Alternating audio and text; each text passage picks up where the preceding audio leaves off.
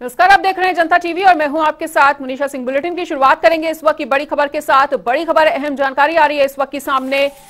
इस वक्त की बड़ी खबर आपको बता दें, आज हिमाचल में बीजेपी विधायक दल की मीटिंग हो रही है। वहीं शाम 6 बजे विली पार्क में इस बैठक का आयोजन होना है। नेता प्रतिपक्ष जयराम ठाकुर इसकी अध्यक्षता करेंगे। सरकार को घेरने की इस पूरी बैठक के दौरान रणनीति भी बनाई जाएगी। ऑफिस डिनोटिफाई करने पर भी चर्चा संभव। महिलाओं को 1500 रुपए के मुद्दे उठाने की तैयारी में भी है विपक्ष। वहीं पार्टी के सभी विधायकों को मौजूद रहने के सख्त निर्देश भी जारी किए गए हैं। तो सभी पार्टी के विधायक इस दौरान मौजूद रहेंगे। और आज हिमाचल बीजेपी के विधायक दल की बैठक है। शाम 6 बजे विली पार्क में होगी बैठक। और इसी बड़ी खबर पर अधिक चर्चा करने के लिए हिमाचल से हमारे ब्यूरो चीफ विकास शर्मा जुड़ने जा रहे हैं। तो आज बीजेपी विधायक दल की बैठक है। विकास, क्या कुछ अपडेट निकल कर आ पा रहा है? देखिए, बिल्कुल बीजेपी विधायक दल की बैठक जो है होनी है। सिर्फ इसमें बीजेपी के ही जो विधायक होंगे वो इसमें मौजूद रहेंगे और तमाम बीजेपी के जो विधायक हैं, आगामी जो बजट सत्र होगा उसके लिए क्या रणनीति भाजपा की यहां पर रहने वाली है, कैसे सदन के भीतर और सदन के बाहर सत्ता पक्ष को घेरा जा सकता है, इसको लेकर रणनीति जो है आज तैयार होगी। कई तरह के मुद्दे हैं जिनको भुनाने की कोशिश यहां पर की जा रही है।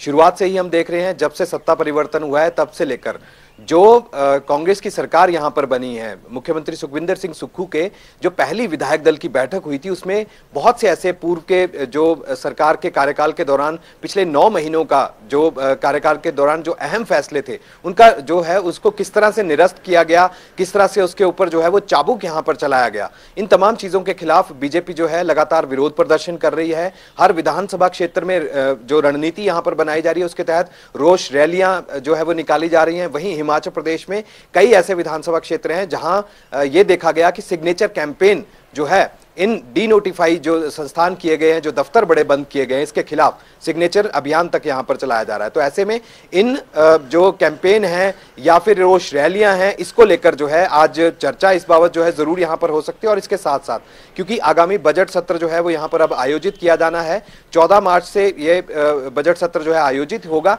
लेकिन इसको लेकर भी रणनीति यहां पर बनाई जाएगी कि किस तरह से आक्रामक रुख जो है वो यहां पर इख्तियार किया जाना है। सबसे पहले डीनोटिफाई जो संस्थान किए गए हैं उसके खिलाफ एक तरफ जहां कैंपेन जो है वो शुरू किए गए हैं, रोष रैलियां निकाली जा रही हैं, उसको लेकर जो है आज समीक्षा उसकी की जाएगी और उसके साथ साथ चर्चा भी वहां होगी। दूसरा, जो पूर्व में अभी देखा हमने कि जिस तरह से जो कर्मचारी चयन आयोग है हमीरपुर में, उसे पूरी तरह से बंद कर दिया गया है। तो इसके खिलाफ भी अब भाजपा जो है रणनीति बना रही है कि किस तरह से सदन के भीतर और बाहर इस मुद्दे को जो है वो भुनाया जाए। इसके अलावा जो पूर्व की सरकार के जो किए गए काम है उसका रिव्यू करना, चाहे वो शिक्षण संस्थान हो या फिर बड़े दफ्तरों को बंद करना है, तमाम चीजें जो है ये आज रहेंगी। इसके साथ साथ जो विधायक दल की बैठक है उसके अंदर एक प्रस्ताव जो है जरूर आज लाया जा सकता है कि क्या किस तरह से जो है आगे उनकी नियुक्तियां, क्योंकि जिस तरह से सचिव होते हैं, ट्रेजरर होते हैं, इसी तरह से नियुक्तियां जो है आज यहां पर अंदर जो विधायक दल के अंदर ही होती हैं वो आज की जा सकती हैं।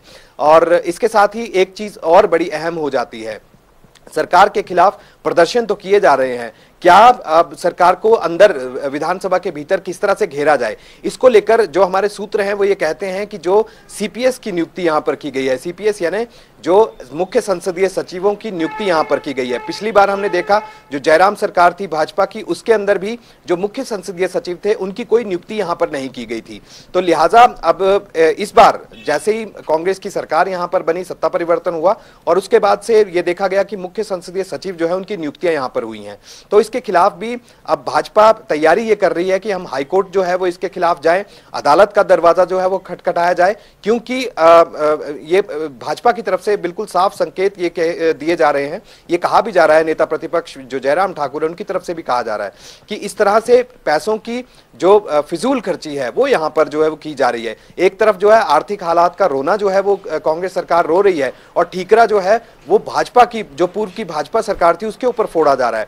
और लेकिन वहीं दूसरी तरफ हम देख रहे हैं कि बड़ी फिजूल खर्ची जो है वो यहां पर की जा रही है। तो इस तरह के बयान लगातार भाजपा की तरफ से, विपक्षी दलों की तरफ से लगातार देखने के लिए मिल रहे हैं।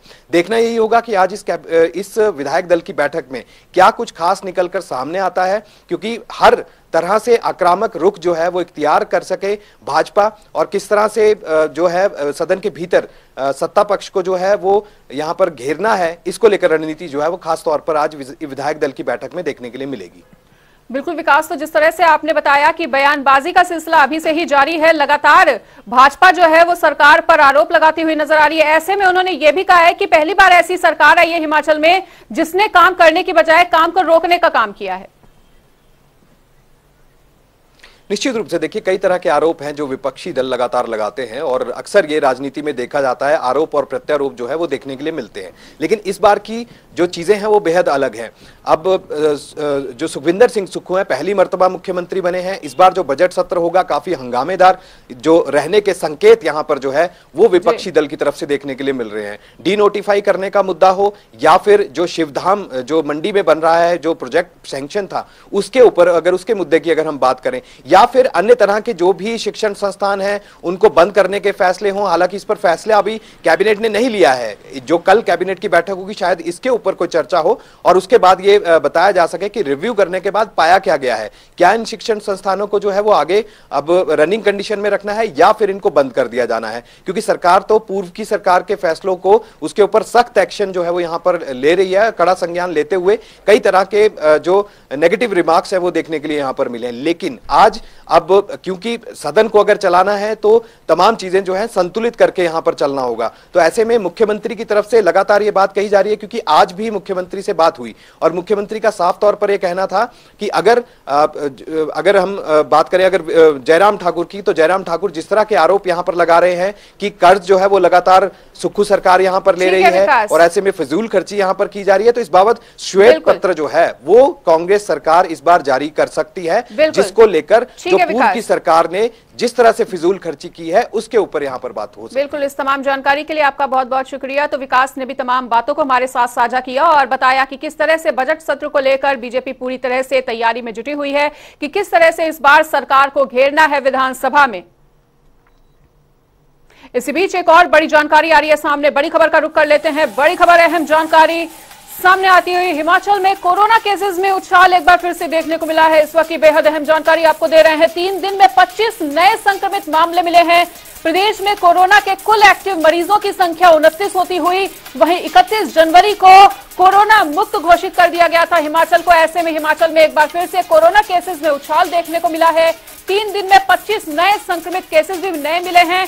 वही बताना चाहेंगे कि अब प्रदेश में कोरोना के कुल जो एक्टिव मरीज हैं उनकी संख्या 29 हो गई है और 31 जनवरी को कोरोना मुक्त घोषित किया गया था हिमाचल को। ऐसे में एक बार फिर से कोरोना का कहर हिमाचल में देखने को मिल रहा है। 3 दिनों में कोरोना संक्रमितों की संख्या में बढ़ोतरी होती हुई वहीं अब प्रदेश में कोरोना के एक्टिव मरीजों की संख्या बढ़कर 29 हो गई है। 31 जनवरी को कोरोना मुक्त हो गया था हिमाचल। ऐसे में एक बार फिर से कोरोना ने अपने पैर पसारना हिमाचल में फिर से शुरू कर दिया है। इस वक्त की बेहद अहम जानकारी से आपको अपडेट करा रहे हैं।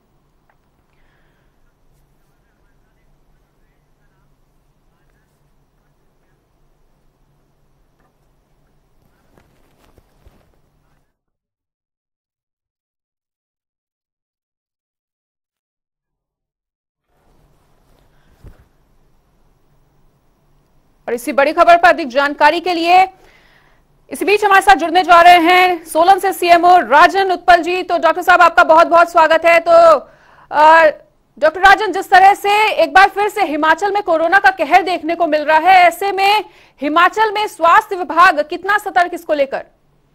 इसमें मैं ये कहना चाहूंगा कि स्वास्थ्य विभाग तो वो पूरी तरह सतर्क है, अभी कोई घबराने की बात नहीं है। और ये जो केसेस हैं ये आते रहेंगे, इसको हल्के में लोगों ने बिल्कुल नहीं लेना है। और जैसे हमने पहले कहा था कि कोविड अप्रोप्रिएट बिहेवियर, यानी कि भीड़ भाड़ वाले इलाके में बिल्कुल नहीं जाना, अगर जाना पड़े तो मुंह में मास्क लगा के जाना है और बार बार हाथ धोते रहना है और सोशल डिस्टेंस का पालन करना है। बिल्कुल डॉक्टर राजन, तो अगर किसी भी तरह के केसेस में वृद्धि होती हुई नजर आती है, ऐसे में क्या कुछ सुविधाएं और क्या कुछ व्यवस्थाएं अभी से तैयार की जा रही है? व्यवस्थाएं हमारी सारे हॉस्पिटल्स में ऑक्सीजन अपने सेटअप हमारा कंप्लीट है। बेड हमारे पास आईसीयू बेड्स भी हैं और हमारे पास आइसोलेशन बेड्स भी हैं। और अभी हमने पूरा सेटअप को बंद नहीं किया था कि कभी भी जरूरत पड़े तो हम उसको दोबारा शुरू कर सकते हैं। बिल्कुल डॉक्टर राजन, और ये भी जानना चाहेंगे कि जिस तरह से कोविड की सेकेंड वेव में सबसे जो आक्रामक रुख देखने को मिला था कोरोना का, वो था ऑक्सीजन की कमी। तो क्या इस बार ऑक्सीजन की कमी को पूरी तरह से पूरा होता हुआ देखा जा सकता है? तमाम व्यवस्थाएं इसकी पूरी कर ली गई हैं? पूरी पर्याप्त मात्रा में है, कोई कमी नहीं है ऑक्सीजन की। बिल्कुल डॉक्टर राजन, तो आप अपनी तरफ से क्या कुछ संदेश देना चाहेंगे हिमाचल वासियों को, ताकि हिमाचल का जो ग्राफ, जो हिमाचल में कोरोना का ग्राफ है, वो अब गिरता हुआ नजर आ सके? हम यही संदेश देना चाहेंगे कि कोविड को हल्के में मत लें। जिसको भी कुछ भी खांसी बुखार कुछ होता है, वो तुरंत डॉक्टर से जाए, डॉक्टर की सलाह ले, अपने आप घर में इलाज मत कराए। और साथ में कोविड अप्रोप्रिएट बिहेवियर, मतलब कि मास्क लगा के रखे, सोशल डिस्टेंस बना के रखे, और भीड़ भाड़ वाले इलाकों में मत जाए। बिल्कुल डॉक्टर राजन, अक्सर करके ऐसा देखा जाता है कि जब भी कोई मौसम परिवर्तित होता है तो ऐसे में तमाम अलग तरह की बीमारियां भी लोगों को ग्रसित करने लगती हैं। ऐसे में कोरोना से निपटना कितनी बड़ी चुनौती होने वाली है? मतलब अभी तो ऐसा है कि अगर हम एहतियात बरतेंगे तो फिर हमारे को ज्यादा परेशानी नहीं होगी। बिल्कुल डॉक्टर राजन, हमारे साथ जुड़ने के लिए आपका बहुत बहुत शुक्रिया। तो जैसा कि डॉक्टर राजन ने तमाम चीजों को हमारे साथ साझा किया और संदेश देने का प्रयास किया कि कोरोना में जो एक्टिव संख्या लगातार बढ़ती जा रही है, ऐसे में कहा जा सकता है कि अगर कोरोना के तमाम प्रोटोकॉल्स को फॉलो करते हैं तो इसे कंट्रोल में किया जा सकता है। हालांकि इतनी गंभीर स्थिति नहीं है, लेकिन फिर भी प्रदेश में कोरोना के 29 एक्टिव केसेस हैं। ऐसे में कोरोना के तमाम एप्रोप्रिएट प्रोटोकॉल्स को फॉलो करने के दिशा निर्देश जारी कर दिए गए हैं। डॉक्टर साहब से भी बातचीत करने के बाद ये पता चला कि अगर एहतियात बरतते हैं तो कोरोना को कंट्रोल किया जा सकता है। वहीं हिमाचल प्रदेश के ऊना जिले के अंदरौली में आज से 22वीं all India police water sports championship शुरू हो गई है, जिसमें पुलिस, एसएसबी, आईटीबीपी, सीआरपीएफ और बीएसएफ के महिला और पुरुष खिलाड़ी 3 इवेंट्स में दमखम दिखाएंगे। डिप्टी सीएम मुकेश अग्निहोत्री ने चैंपियनशिप का शुभारंभ किया और इस मौके पर डीजीपी संजय कुंडू समेत कई दिग्गज भी मौजूद रहे। भारतीय पुलिस वाटर स्पोर्ट्स चैंपियनशिप 2023 आज ऊना जिला के अंदरौली में होने जा रही है। मैं यहाँ पे जितने भी प्रतिभागी आए हैं पूरे देश से, उनका मैं स्वागत करता हूँ, अभिनंदन करता हूँ। देश के बहुत ही विख्यात खिलाड़ी जो हैं इन क्षेत्रों में, वाटर स्पोर्ट्स के क्षेत्र में, वो आज हमारे सामने खड़े हुए हैं, हमारे बीच में आए हुए हैं। इसी बीच एक और बड़ी जानकारी आ रही है सामने, बड़ी खबर, अहम जानकारी का रुख कर लेते हैं। इस वक्त की बड़ी खबर आपको बता दें, नेशनल हाईवे 707 पर एक बार फिर से भूस्खलन की खबर सामने आई है। भूस्खलन से आवाजाही को बंद कर दिया गया है। इस वक्त की अहम जानकारी, भूस्खलन से एक व्यक्ति की मौत की खबर भी सामने आई है। कुदरत का कहर एक बार फिर से देखने को मिला। सड़क के दोनों ओर लंबी लंबी कतारें लगी हुई हैं। वहीं 2 महीने में 7वां भूस्खलन का मामला ये सामने आया है। एसडीएम और डीएसपी को सख्त निर्देश भी दिए गए हैं। तो इस वक्त की अहम जानकारी आपको बता रहे हैं, जल्द से जल्द रास्ता खोले जाने का आश्वासन दिया गया है प्रशासन की तरफ से। वहीं नेशनल हाईवे 707 पर भूस्खलन की खबर सामने आ रही है, जहां भूस्खलन के चलते आवाजाही को रोक दिया गया, बंद कर दिया गया है। वहीं भूस्खलन से एक व्यक्ति की मौत भी हो चुकी है। सड़क के दोनों ओर गाड़ियों की लंबी लंबी कतारें हैं। आवाजाही बंद होने से लोगों को भी काफी ज्यादा दिक्कतों का सामना करना पड़ रहा है। 2 महीने में 7वां भूस्खलन का ये पूरा मामला है। तो यहाँ पर कुदरत का कहर देखने को मिल रहा है, जहां जल्द से जल्द रास्ता खोले जाने का आश्वासन भी प्रशासन की तरफ से मिलता हुआ।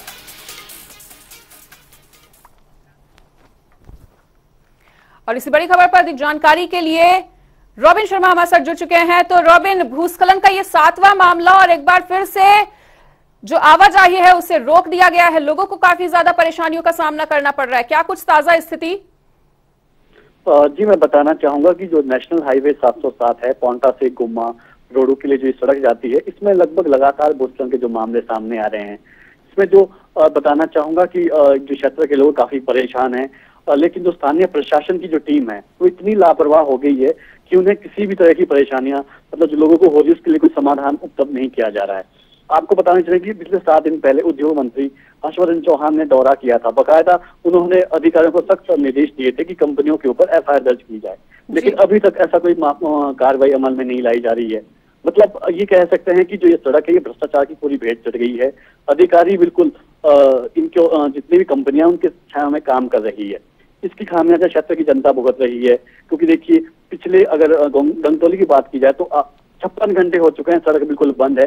लोग अपने जो शिलाई रोडों के लिए जाते हैं उनकी आवाजाही ठप है, और जो आज भूस्खलन हुआ है उसमें एक व्यक्ति की जान तक जा चुकी है। तो ऐसे कई मामले पहले भी आ चुके हैं, लेकिन हमेशा लिपापोती का कार्य किया जाता है। जी बिल्कुल रॉबिन, इस तमाम जानकारी के लिए आपका बहुत बहुत शुक्रिया। तो सड़क के दोनों तरफ लंबी लंबी कतारें लगी हुई हैं। वहीं कुदरत का कहर पांवटा साहिब में इस बार एक बार फिर से देखने को मिला है। सोलन में परवाणु के अंतर्गत चलने वाली सरकारी बसें 40 रूट परमिट की वैधता खत्म होने के बावजूद भी सड़कों पर दौड़ रही हैं और बसें अधूरे कागजात के साथ स्थानीय और लंबे रूटों पर भी चलाई जा रही हैं, जिससे नियमों में उल्लंघन के साथ ही साथ यात्रियों की जिंदगी से भी खिलवाड़ किया जा रहा है। और बताना चाहेंगे कि परवाणु से रूटों को रिन्यू करने के लिए कई बार पत्र भेजा जा चुका है, लेकिन मामले में अभी तक कोई कार्रवाई नहीं हुई। गोपाल चंद शर्मा ने बताया कि समय समय पर इसको लेकर विभाग चालान भी करता रहा है और आगे भी इस तरह के चालान विभाग द्वारा किए जाएंगे। HRTC के जितने भी मैक्सिमम रूट है वो सेक्शन 87 में टेम्प्रेरी प्रोविजन के तहत चल रहे हैं, जिसमें कि 4 महीने तक इनको चलाने की परमिशन दी जाती है। लेकिन इसके बावजूद ये जो रूट परमिट जारी होते हैं ये रिन्यू नहीं होते हैं। हमने आज तक अभी तक 2 चालान किए हैं, जिसमें रूट वायलेशन का भी है, टाइम को 1-1 घंटा डिले हो रहे हैं वो भी है। तो समय समय पर हम करते रहते हैं। बिलासपुर की बेटी स्वाति शर्मा ने HPPSC वेलफेयर ऑफिसर परीक्षा में पहला स्थान हासिल कर प्रदेश का नाम रोशन किया है और स्वाति की इस उपलब्धि पर पाठशाला प्रबंधक, कमेटी और अध्यापकों ने उनका भव्य स्वागत समारोह का आयोजन किया, जिसमें स्वाति को फूलमाला पहनाकर सम्मानित किया गया। साथ ही स्कूल के प्रधानाचार्य ने स्वाति के माता पिता को बधाई देते हुए कहा कि स्वाति शर्मा के ऑफिसर के रूप में चयनित होने पर पाठशाला को गर्व है।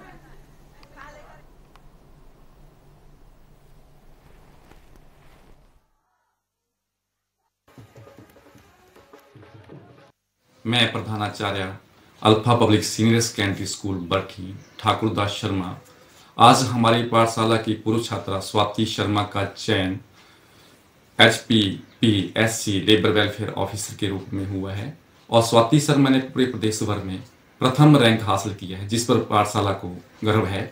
मैं स्वाति शर्मा, उसके माता पिता, अध्यापकों को बधाई देना चाहता हूं तथा स्वाति शर्मा के उज्ज्वल भविष्य की कामना करता हूं। I have recently secured rank 1 in Labour Welfare Officer examination conducted by HPPSC. I have done my schooling from LKG to 10th from Alpha Public Senior Secondary School, Bharti, and my +1 and +2 from Government Senior Secondary School, Bharti.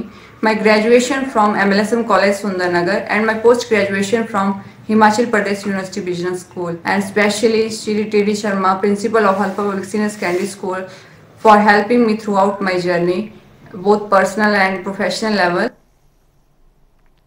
उधर मौसम बदलने के साथ ही इन दिनों virus का प्रकोप भी लगातार बढ़ता जा रहा है, जिससे नूरपुर, इंदौरा, फतेहपुर और ज्वाली के अस्पतालों में मरीजों की संख्या बढ़ने लगी है। डॉक्टर आतिश ने बताया कि ओपीडी में चेक कराने वाले मरीजों में वायरस के मरीजों की संख्या 60% तक बढ़ोतरी हुई है। इसका मुख्य कारण है मौसम का बदलना। तो जिस तरह से ये जो मौसम बदलने के दौरान जो हमारा कॉमन रेस्पिरेटरी सिंसिटिव वायरस है, जो मोस्ट कॉमन होते हैं हमारे पॉजिटिव एजेंट्स का, तो वही वायरस है ये। अभी आज की डेट में ये देखो मौसम बदलने से क्या होता है, इनको एक अच्छा प्लेटफॉर्म मिल जाता है ग्रो करने के लिए, तो ये कॉन्टैक्ट टू कॉन्टैक्ट फिर ट्रांसफ़र होता है।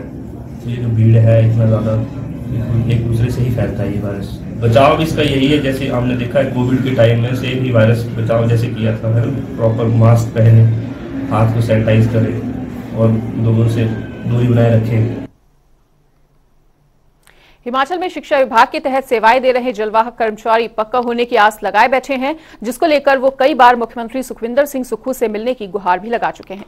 अपनी मांगों को लेकर जलवाहक कर्मचारी बुधवार को मुख्यमंत्री से मिले और अपनी समस्याओं को उन्होंने उनके सामने रखा।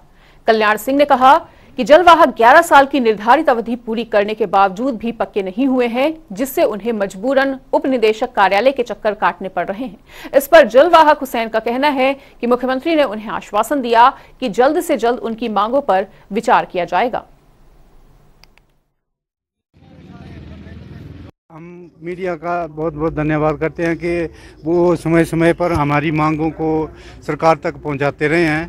तो हमारी मांग ये है कि हम जैसे हमारे नियमितीकरण की पॉलिसी 11 साल की बनाई गई है पूर्व की सरकार द्वारा, लेकिन हमारे बहुत से ज़िले हैं जहाँ पे वो 11 साल का तो लाभ मिल ही नहीं रहा है, बल्कि 16-16 साल के कर्मचारी अभी भी हमारे साथ यहाँ खड़े हैं, तो वो 16 साल के बाद भी नियमित नहीं हो पा रहे हैं। तो इस मांग को लेकर हम मुख्यमंत्री जी से मिलने आए थे। हमारी विनम्र प्रार्थना है सरकार से कि हमारी मांगों को लेकर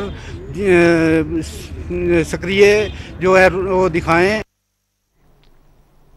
हिमाचल प्रदेश के शहीद जवान पवन दंगल का पार्थिव शरीर आज उनके गांव शिमला जिले के रामपुर शहर स्थित पैतृक गांव पृथ्वी पहुंचा और इस दौरान रास्ते में स्कूली बच्चों और कॉलेज स्टूडेंट्स ने जवान को श्रद्धांजलि दी। रामपुर शहर से गांव तक जवान को जगह जगह श्रद्धा सुमन अर्पित किए गए। वहीं ग्रामीणों ने पुष्प अर्पित कर उन्हें अंतिम विदाई दी।